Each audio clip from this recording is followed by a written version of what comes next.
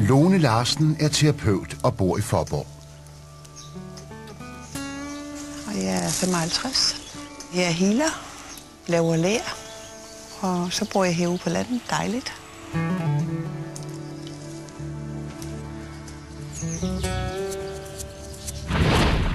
Frankrig, 1903. Jeg er Bea. Lone er blevet ført tilbage til et tidligere liv. Jeg står La Croix. Vi har fundet spor fra fortiden.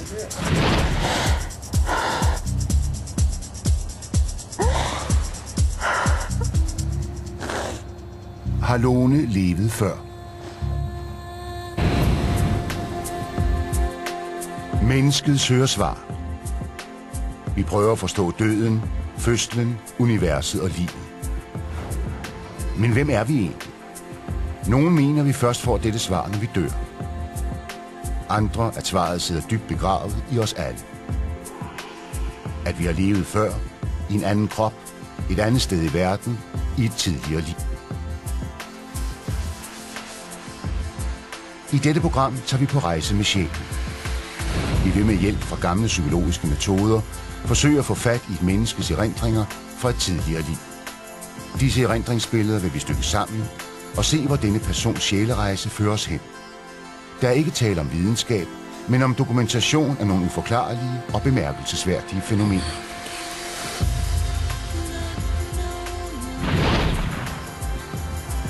Vi er taget til Fyn.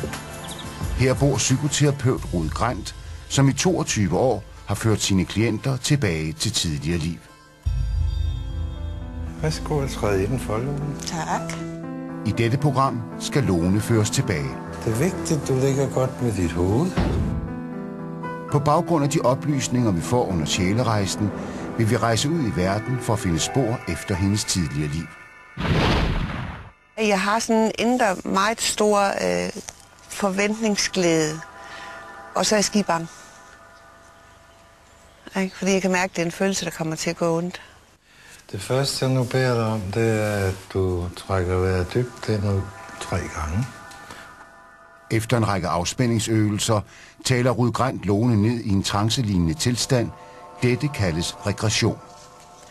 Og du spænder i dine arme. Modsat hypnose er personen hele tiden vågen og kan til enhver tid afbryde trancen. Lone, du er nu i dyb fysisk hvile. 10, 9. Lone vil også være i stand til at huske alt, hvad hun oplever bagefter. 5, 4, 3, 2, 1 og 0.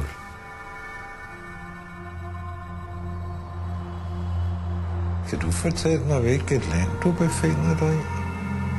Frankrig. Hvilket årstal befinder du dig i Frankrig? Som 15-årig? Jeg er altså kun 12 år. Du er kun 12 år. Det må du undskylde. Og hvad for et årstal er du 12 år gammel? 1903. Ja. Kan du huske, hvad du hedder? Jeg er Bea Philips. Bea? Den by, du bor i, Bea, kan du huske, hvad den hedder? Det er svært at sige. Rosa. Bea, hvis du nu skulle tage mig en tur rundt i byen, hvad kunne du så tænke dig at vise mig? Et sted, jeg godt kan lide nede ved floden. Kan du huske, hvad den hedder?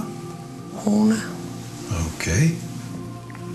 Din far, Bea, hvad for noget arbejde har han? Han er på kontor. En stor bygning. Det er en stor bygning. Det er den amerikanske ambassade. Regressionen varer 45 minutter, og Lone kommer med mange detaljer om sit tidligere liv. Det er sådan en stor åben plads. Der var tøj. 03. 74.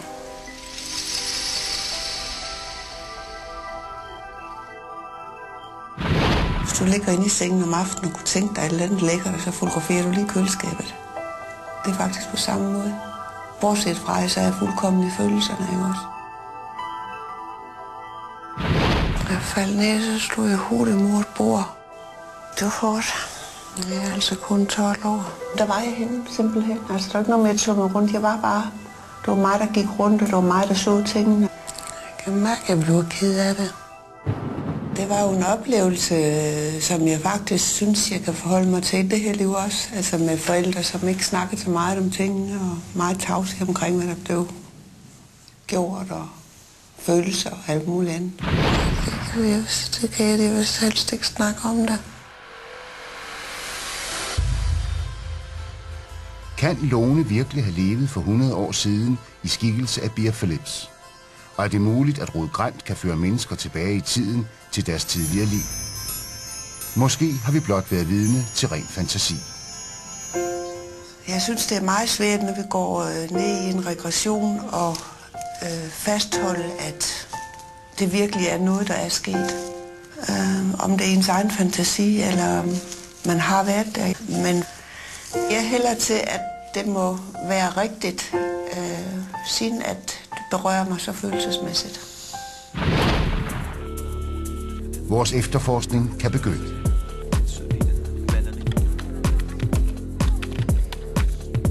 Lone siger, hun levede i Frankrig i 1903, og at hendes far arbejdede på den amerikanske ambassade i byen Rouge ved floden Rhône. Byen Rouge findes ikke, og de eneste franske byer, der havde amerikansk repræsentation dengang, var Paris og Lyon. Floden Rhône løber igennem Lyon, og det amerikanske konsulat finder vi et område ved navn Croix Rouge. Måske er det dette, Lone mener. Vi vil rejse til Lyon sammen med hende og se, om vi kan finde spor efter hendes tidligere liv.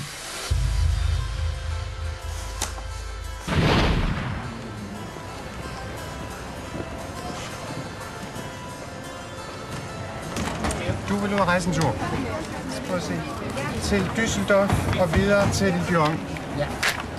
Jeg er skibange. Er der noget bagage? Og jeg føler mig meget åben og meget sårbar. Så altså, jeg tror virkelig, jeg er modtagelig for det, der sker, når jeg kommer derned. Du må have en god tur så. Altså, det er jo også noget, jeg spekulerer på. Er jeg mig, når jeg kommer derned, eller er jeg hende, eller hvad sker der altså? Det er det, der sådan er lidt myreagtigt inde i kroppen, ikke også? Fordi jeg aner faktisk ikke, hvad der sker.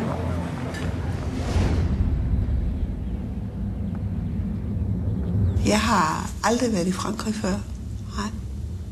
Men har altid gerne ville det.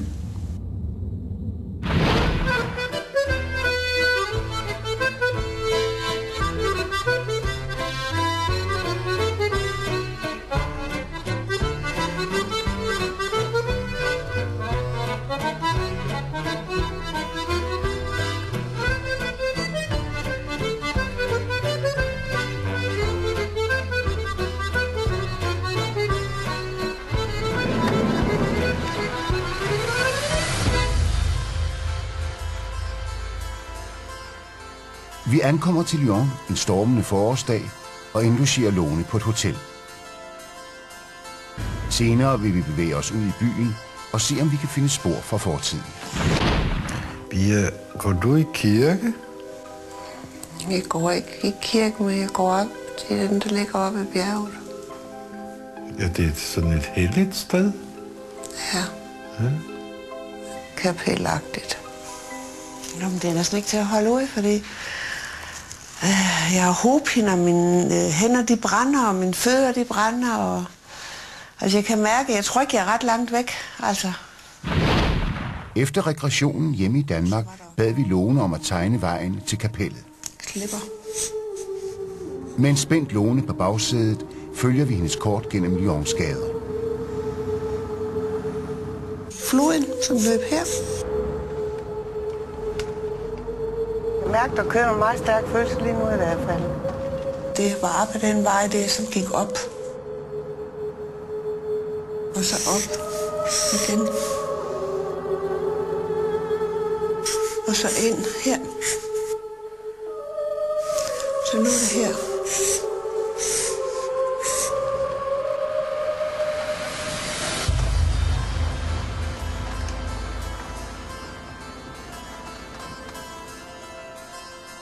Det er her har jeg været i hvert fald. Det er slet ikke et tvivl om overhovedet. Lones kort føres til udkanten af Lyon. Vi ender på en bakketop ved foden af kirken La Fauvière.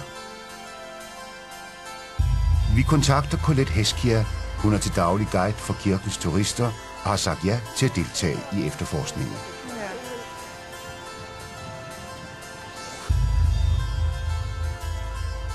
Da jeg kom op på pladsen, så vidste jeg, at der havde jeg været. Følelsesmæssigt, der kunne jeg bare føle, at altså, der er et eller andet her. Der er noget, som jeg kan genkende. Men ikke da jeg kom ind i kirken, og det undrer mig meget, fordi jeg regner med, at nu kommer du ind i kirken, så wow, man, ikke også? Det er jo bare her, ikke? Men det var det slet ikke.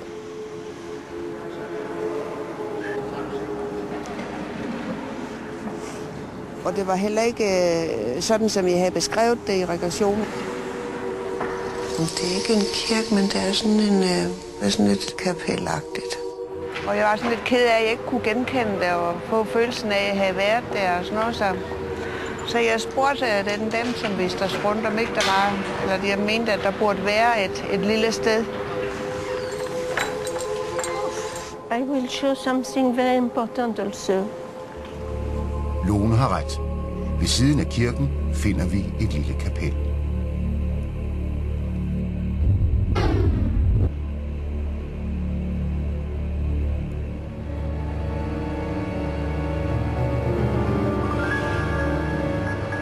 Hvad gør det til et helligt sted?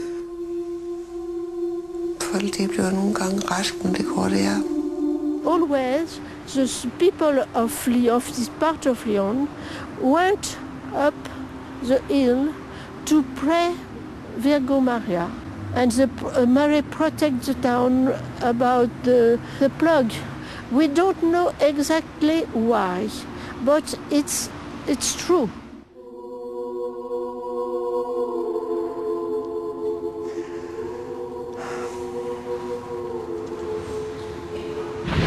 Ved du, hvem der helbreder?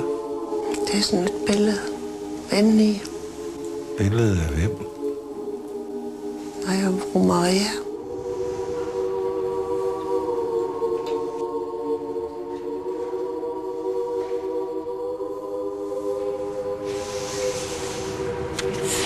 Det der.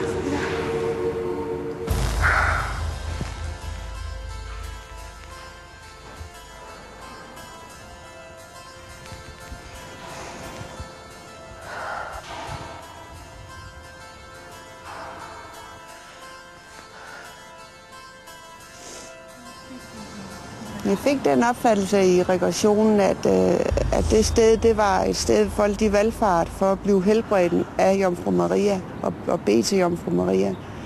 Så det var, det var ganske klart, at da jeg kom og så kirken og hørte, hvad den indeholdt og hvad den stod for, så var det jo selvfølgelig bare rigtigt. Det stemte jo fuldkommen overens med det, jeg selv havde oplevet.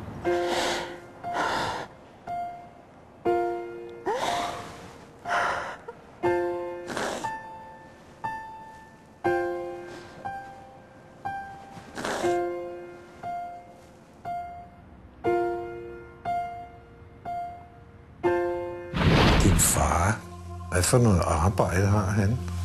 Han er på kontor. Det er den amerikanske ambassade. Lyon er, sammen med Paris, det eneste sted i Frankrig, hvor der findes amerikansk repræsentation. I Lyons historiske arkiv kan vi se, at det amerikanske konsulat lå et sted på Place Tolosan. Vi stopper bilen et stykke væk fra pladsen og vil se, hvordan Lone reagerer på omgivelserne.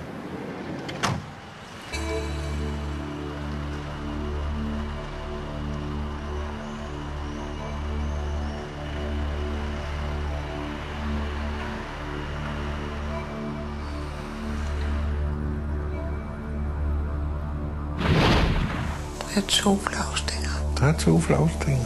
Det er amerikanske flag.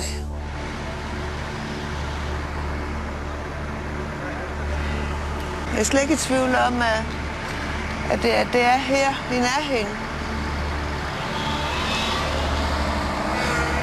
Det er ligesom at lege blindebuk.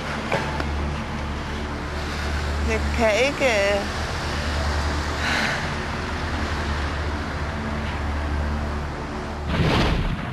Prøv at stå uden for den bygning, hvor han har kontor. mange etager har den? 5.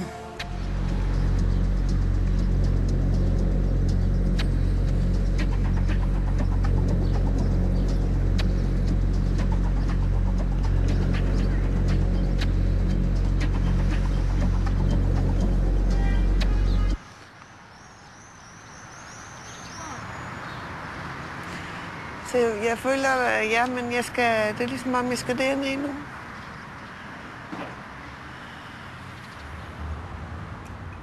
Bygningen Lone føler sig tiltrukket af ligger på adressen Place Tolosan nummer 18. I dag huser bygningen et konsulentfirma. Men kan det passe, at der her i begyndelsen af 1900-tallet var et amerikansk konsulat? Vi har kontaktet en tolk og en ekspert. Marianique Chalabi er historiker og arbejder i Lyons Kulturcenter. Hun har svaret. Bienvenue à Lyon, je suis contente de vous accueillir dans notre ville. Nous allons essayer de retrouver vos souvenirs. Donc at this place, in this house, there were in 1900 the consulate of United States. Lone har altså ret. På adressen Place Tolosan nummer 18 lå det amerikanske konsulat indtil 1911. Jamen altså, ja. Virkelig altså. Jeg kan slet ikke forstå det. Nej. We can go inside if you want. Very much.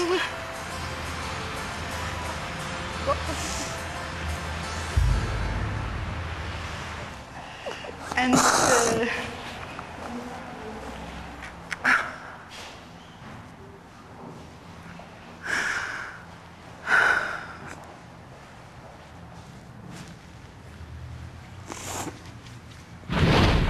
Den er helt klædt, Pia. En jakkesætter. Stribet skjorte. Ja. Ser han rar og venlig ud? Jeg kan godt se min far gå rundt her, tydeligt, altså. Med mig ved siden af. Jeg føler, jeg er begge to lige nu. På mig, Lone, der føler det hele. Jeg kan huske det, og erindre og mærke det inde i.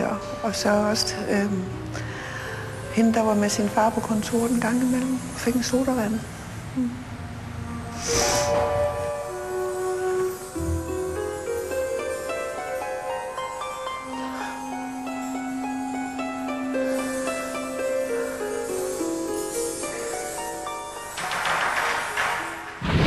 Hvis man nu skulle ringe til ham, hvad nummer skulle man så ringe på for at få fat i den amerikanske ambassade? 03 74. Kan det virkelig passe, at Lone kan huske telefonnummeret til ambassaden? Vi giver cifrene til Marianique Chalabi.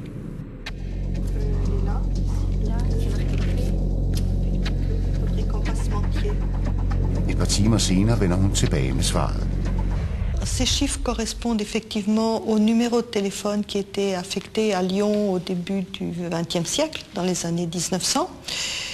Et le chiffre 03 correspond au numéro qui était donné dans les quartiers au bas de la Croix-Rousse, autour de la place de Lausanne, la petite rue des Feuillants, la rue des Feuillants. Donc effectivement, ça correspond bien à un numéro de téléphone de cette place, autour de cette place. Mais pour cette époque, bien sûr, il n'y a pas d'annuaire inversé et on ne peut pas retrouver directement un numéro de téléphone de cette façon.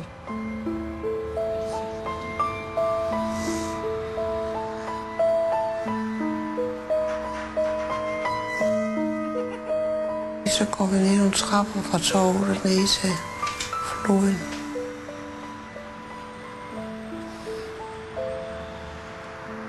Et sted, jeg godt kan lide gå ned ved floden.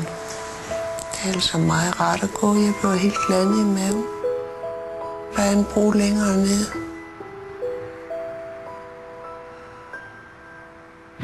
Mor, hvad laver hun? Hun laver tøj. Hun laver modeller. Under regressionen fortæller Lone, at hendes mor havde en butik i byen, hvor hun fabrikerede tøj. Den der butik, din mor har, hvor ligger den henne? Den ligger lige rundt om et hjørne. Har butikken et navn?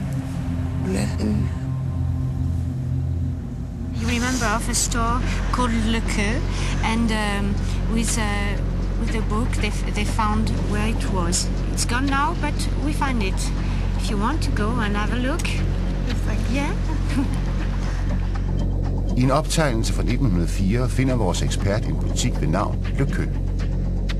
Adressen er Place Tolosan nummer 21, lige om hjørnet fra ambassaden. At gå ind i den port og gå hen til min forretning, det var bare alt for vildt. Altså, der kunne jeg slet ikke styre noget mere. Altså, det var så voldsomt, så jeg følte, jeg blev flået indvendigt faktisk. Forretningen eksisterer ikke mere, men lokalet bliver stadig brugt af en syerske.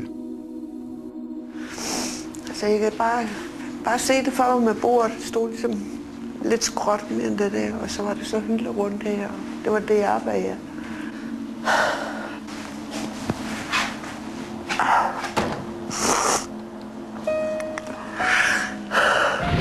Jeg rykker dig nu frem til nogle få minutter, før du dør i det liv, du har i Frankrig. Og jeg falder ned. Det er i forretningen. Af en stige. Jeg faldt ned af en stige, da jeg skulle tage noget ned fra en osthylde.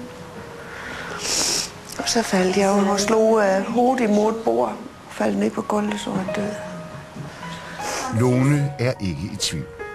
Hun er sikker på at have levet i Lyon i begyndelsen af 1900-tallet. Det er vildt mærkeligt. Vildt mærkeligt. Altså, jeg kan sige igen, at jeg tror på reinkarnation, men det tror jeg faktisk ikke, jeg har alligevel. Man kan slet ikke beskrive følelsen af at pludselig stå et sted, hvor man bare har levet, altså. Vi fulgte Lones kort og endte med at finde et lille kapel, som hun tilsyneladende genkendte. Hun ledte os frem til adressen, Place Tolosan nummer 18, hvor det viste sig, at det amerikanske konsulat lå i netop den periode, hun hævdede at have levet i byen. Hvor mange etager har den? 5. Jeg kan slet ikke forstå det. Telefonnummeret viste sig også at kunne have eksisteret. Ces chiffres correspondent effectivement au numéro de téléphone qui était affecté à Lyon au début du XXe siècle. Til sidst fandt vi frem til butikken Le Queue, hvor Lone endte sit tidligere liv. Jeg havde overhovedet ikke i min vildeste fantasi regnet med at få så meget ud af det, som jeg har fået. Så jeg kan ikke være andet end dybt taknemmelig. Jeg føler, at det er en kæmpe stor gave, jeg har fået.